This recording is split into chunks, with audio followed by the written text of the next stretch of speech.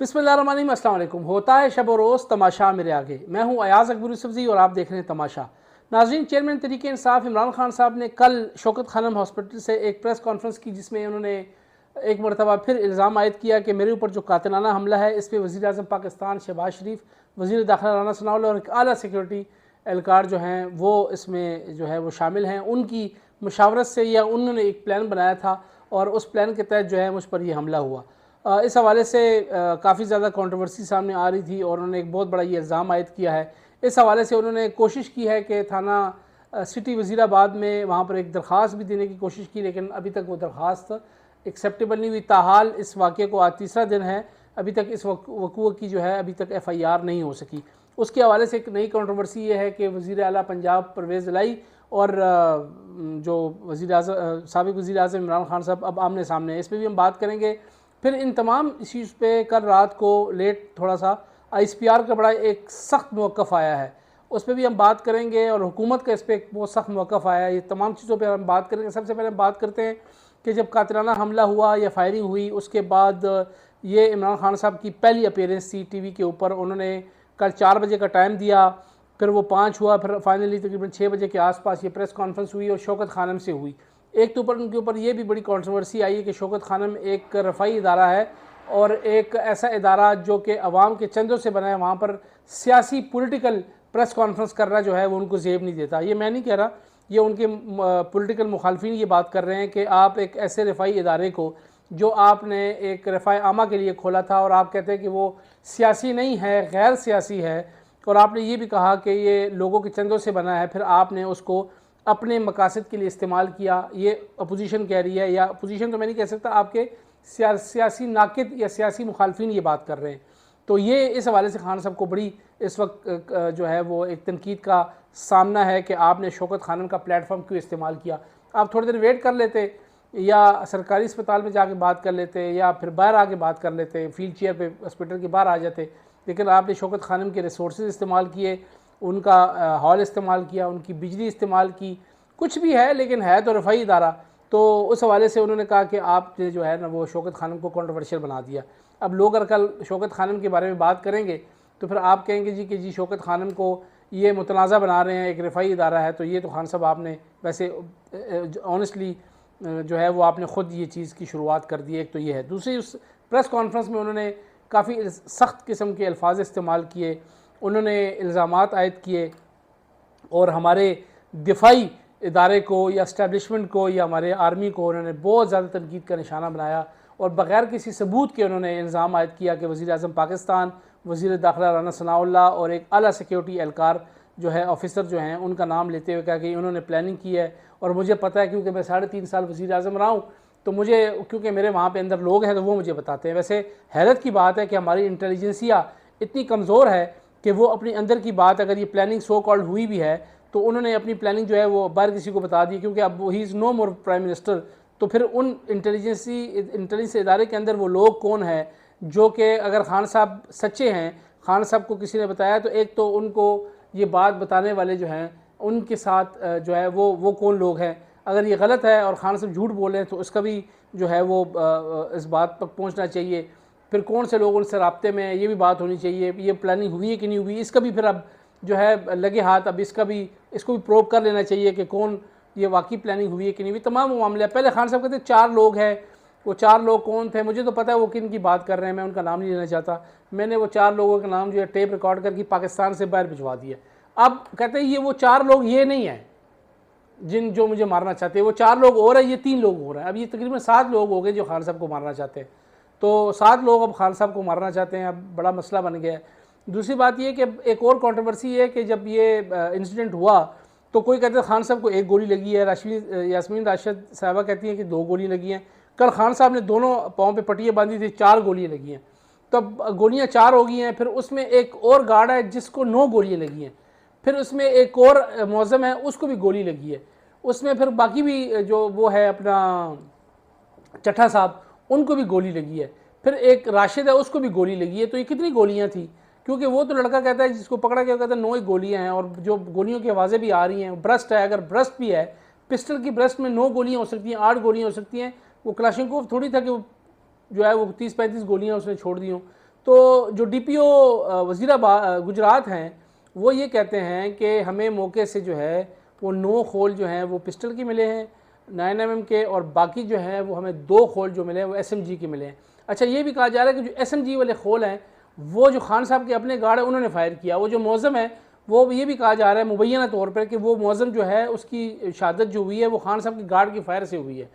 तो वो पुलिस वाला था, ये जो भी खान साहब के साथ बंदा था उसने फायर किया। बहरहाल एनीवे ये प्रोब होना चाहिए। देखिए, तमाम मामले किसी पे इल्ज़ाम हमें नहीं लगाना चाहिए, ना खान साहब को लगाना चाहिए, ना हमें खान साहब के ऊपर जो है वो इस तरीके से बात करनी चाहिए कि सारा मामला क्या है। कुछ भी है, इसकी आला सतह कमेटी बननी चाहिए और तमाम ये मामला अब हक़ाइक़ सामने आने चाहिए। किसी का भी रोल हो, वो किसी का भी हो, वो तमाम खान साहब का हो, वो हुकूमत का हो, ये इस्टेब्लिशमेंट को, वंस फॉर ऑल ये तमाम चीज़ें सामने आ जाएँ ताकि आवाम को पता चले कौन सच्चा और कौन झूठा है। लेकिन बगैर किसी सबूत के किसी के ऊपर भी इल्ज़ाम लगाना ये बहुत गलत है। मैंने कल भी बात की थी, कल भी लाहौर में ड्रामा हुआ कि हमारे अवाम जो है वो हमारे फ़ौज के सामने आ गई। यार क्या कर रहे हैं आप लोग, इस तरह ना करें, प्लीज़ ना करें। आप लोग को मैं कल भी कहा था, आप लोग नुकसान उठाएंगे। फ़ौज एक मुनज़्ज़म इदारा है, फ़ौज अपने आप को मैनेज करना जानता है, आप लोग ख़राब होंगे, मत करें ऐसा। दूसरी बात यह है कि आप बगैर किसी सबूत के इतने आला, हमारा इतना कॉम्पिटेंट पुलिस आर्मी का ऑफिसर है, मैं नाम नहीं लेना चाहता उनका, जिन पे आप इल्ज़ाम लगा रहे हैं, वो one of the best intelligence officer in the intelligence core है, जिनके बारे में मैंने सुना है। मेरी भी 20-22 साल की ये सहाफ़त का कैरियर है, मुझे भी हम भी सब लोगों के बारे में पूछते ये कैसा है, ये कैसा है, तो हमने जब पूछा तो कहते हैं ही इज़ द फाइनेस्ट, जो है सबसे बेहतरीन ऑफिसर है इस वक्त हमारे इंटेलिजेंस कोर का, और कोर ऑफ इंटेलिजेंस को कहते हैं, और सबसे बेस्ट ऑफिसर माना जाता है। और इस ऑफिसर के बारे में कहा जाता है कि जो बलूचिस्तान में जितने भी ऑपरेशन हुए इंटेलिजेंस बेस्ड, वो सब इन्होंने लीड किए। कुलभूषण यादव को भी पकड़ने में इनका बहुत बड़ा किरदार है। तो इतने बड़े कॉम्पिटेंट ऑफिसर को आप इतना कॉन्ट्रोवर्शियल बना रहे हैं यार। आज इंडिया इन पे हंस रहा है, अब दूसरे कंट्री वाले हमारे पे हंस रहे हैं, तो हम क्यों अपने इदारे को कॉन्ट्रोवर्शियल बना रहे हैं? अगर कोई मसला है तो बैठ के बात करें आप, और इसको प्रोब होने दें। आपकी हुकूमत है, बनाएं GAT, आपके पास इतने कॉम्पिटेंट ऑफिसर बैठे हुए हैं, बनाएं। इन पे नहीं है, किसी और सूबे से बुला लें, बलूचिस्तान से बुला लें, KP में आपके अपने पुलिस ऑफिसर है, वहाँ से IG लेवल के ग्रेड 21-22 के अफसर मौजूद हैं, उनको ले आएँ। जो आपके कोई अपने IB के एक्स ऑफिसर जो OSD हैं उनको ले आएँ, वो कर लेंगे। आप अपनी मर्जी की GAT बनाएं, लेकिन इस तरह ना करें कि आप जो है ना वो फ़ौज को आवाम के सामने ला के खड़ा कर रहे हैं। उनको कहते, कल इतने मुजाहरे हुए हैं, एक बेचारे बच्चे की मोटरसाइकिल जला दी इन लोगों ने, वो रो रहा था, उसकी कमाई के ज़रिए पहले रोज़गार कोई नहीं, हम बर्बाद हो रहे हैं, भूखे मर रहे हैं लोग, खुदकुशियाँ कर रहे हैं लोग, यहाँ से भाग रहे हैं, और आपने उसकी बेचारे की बाइक जला दी है। बेचारा कहता है कि मैं इसी पे गुजर बसर करता था। तोड़ फोड़, दरख्त जला दिए, सरकारी ब्लॉक जला दी, मेट्रो के स्टेशन जला रहे। ये किसका नुकसान है यार? ये किसी के बाप की जगह है? और भाई ये मेरे आपके टैक्स की जगह है यार। फॉर गॉड सेक, मैं बार बार कहता हूँ, अल्लाह का वास्ता है ना करे ऐसे। क्यों अपने नुकसान करते? टायर जलाए। कल इतनी फैमिलियाँ मोटरवे पे फंसी रही हैं, आपको पता है। हमारी माएँ बहनें मरीज़ फंसे रहे हैं, मोटरवे बंद कर दिए सिर्फ कप्तान को खुश करने के लिए। लानत है आपके ऊपर यार। ये कोई तरीका है एहतजाज करने का? पूरी दुनिया में एहतजाज होते हैं, पुरअमन एहतजाज होते हैं। ये पुरअमन एहतजाज है, टायर जला के पुरअमन। अगर ये पुरअमन है तो मुश्तैल एहतजाज क्या होगा फिर? इसका मतलब आपने पाकिस्तान को आग लगानी है, आपने फिर लोगों को पिस्तौलों से गोलियां मारनी है। मतलब हैरान हूँ। अच्छा, एक तो ये, दूसरी बात यह कि इस प्रेस कॉन्फ्रेंस पे फिर जनाब अली जो हम कहते थे ना कि मत करें इतना कि फिर आगे से आपको बर्दाश्त, अब इस पे आगे रिएक्शन। कल ISPR ने जनाब प्रेस रिलीज़ में क्लियर 2 टोक कहा कि पाक फ़ौज के ऊपर इल्ज़ाम तराशी नाकाबिल कबूल है। पाक फ़ौज के अफसरान के ऊपर इस तरह के इल्ज़ाम तराशी जो है उनके ऊपर बोतान लगाना नाकाबिल कबूल है। पाक फ़ौज जो है एक मुनज़्ज़म इदारा है, पाक फ़ौज के अंदर अपना एक एहतसाबी सिस्टम मौजूद है, ठीक है, और पाक फ़ौज अपने अफसरान को और सिपाहियों को और सबको प्रोटेक्ट करना जानता है, ठीक है ना। तो इस तरह का उन्होंने बड़ा सख्त रिएक्शन दिया। उन्होंने कहा कि हुकूमत वक्त जो है कार्रवाई करे।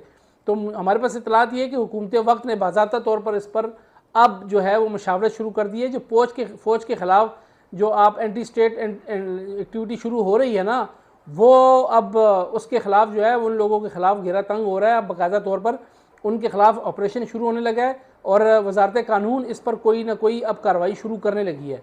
तो ये ज़हन में रखें कि जो लोग हमारी फ़ौज को गंदा करने की कोशिश कर रहे हैं तो फिर वो भी बचेंगे नहीं।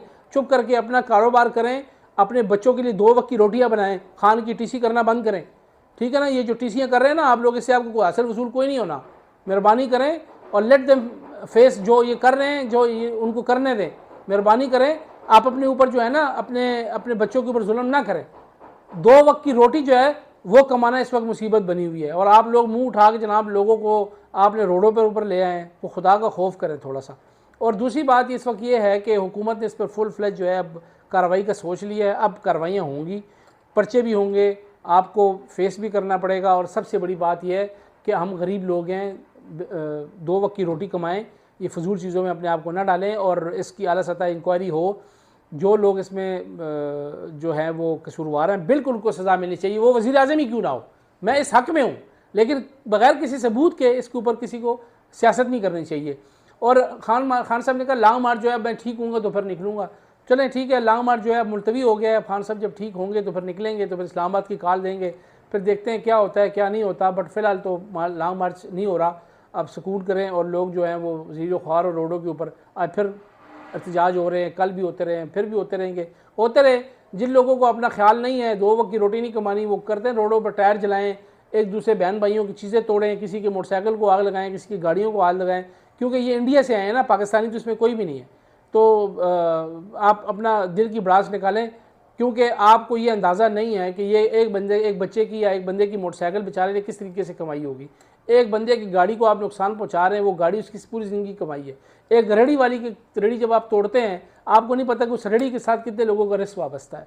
एक इंसान को जब आप नुकसान पहुंचाते हैं, क्या पता वो किसका भाई, किसका बेटा, किसका जो है वो खावन, किसका जो है वो बाप होगा, कितने घरों का वो कफालत कर रहा होगा। खैर ये आप लोगों को समझ नहीं आनी। वो कहते हैं ना, जब तक अपने घर पे नहीं गिरती ना, अपने सर पे नहीं गिरती, और जब तक इंसान को खुद चोट नहीं लगती, उसको दर्द का एहसास नहीं होता। तो उन लोगों के लिए जिनको ये एहसास नहीं है, डरें उस वक्त से जब आपको खुद चोट लगे और फिर आपको दर्द, और फिर आप चीखें और फिर हाय हाय की आवाज़ें करें, तो फिर आप कहेंगे यार वाकई हम बहुत गलत करते थे। अपना ख्याल रखिएगा। अल्लाह हाफ़िज़।